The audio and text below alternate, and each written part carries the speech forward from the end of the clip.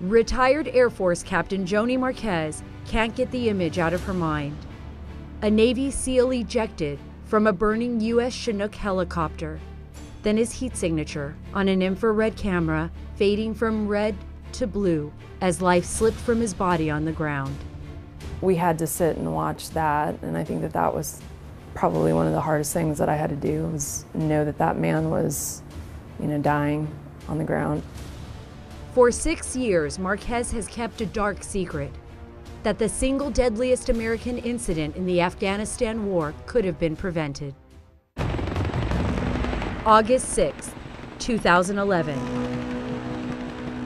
The day 30 Americans, including 17 elite Navy SEAL Team 6 members from the same counterpart team that killed Osama bin Laden, were shot down in a Taliban ambush in Wardok's dangerous Tangi Valley.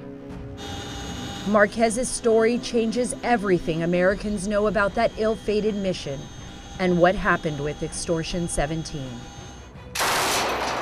Army Rangers had called in for an air weapons team.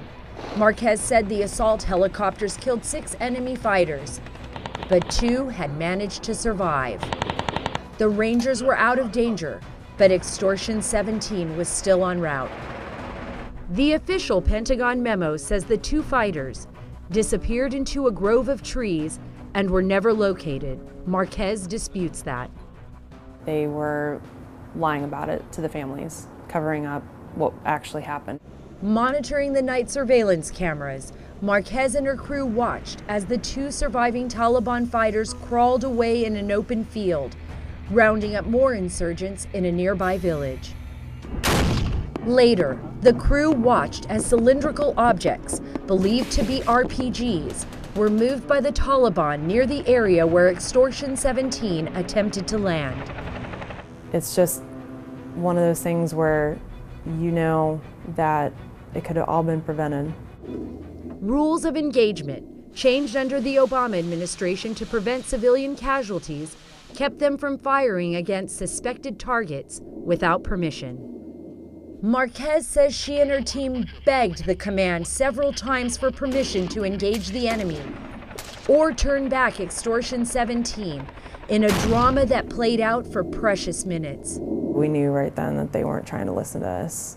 U.S. Central Command did not comment when asked by Circa about Marquez's account. Joni's story conflicted with the final military finding, but a recently declassified military interview conducted with her crew in Afghanistan supports her account of what happened to Extortion 17. Marquez's aircrew told investigators the 2 escaped insurgents and others were in their line of sight. 6 to 8 personnel were running around the compounds to gather enemy reinforcements.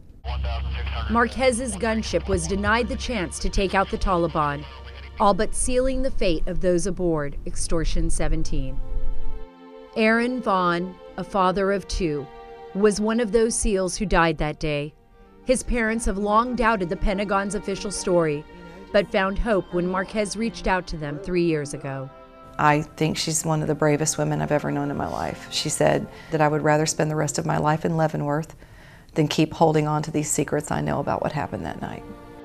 Marquez says her life has been devastated. Retired from the Air Force, she is still haunted and wants the rules of engagement to change.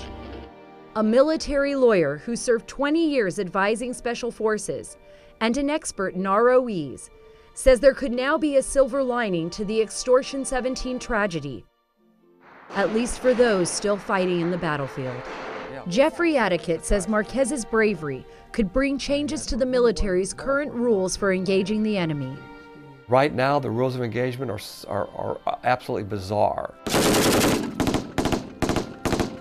Adicott says there are tens of thousands of U.S. troops still in harm's way in Iraq and Afghanistan, and the rules cause them to second guess when they can defend themselves. They pour the blood of our soldiers out like water on the sand. They lost a dad to this war. They lost someone that meant everything to them.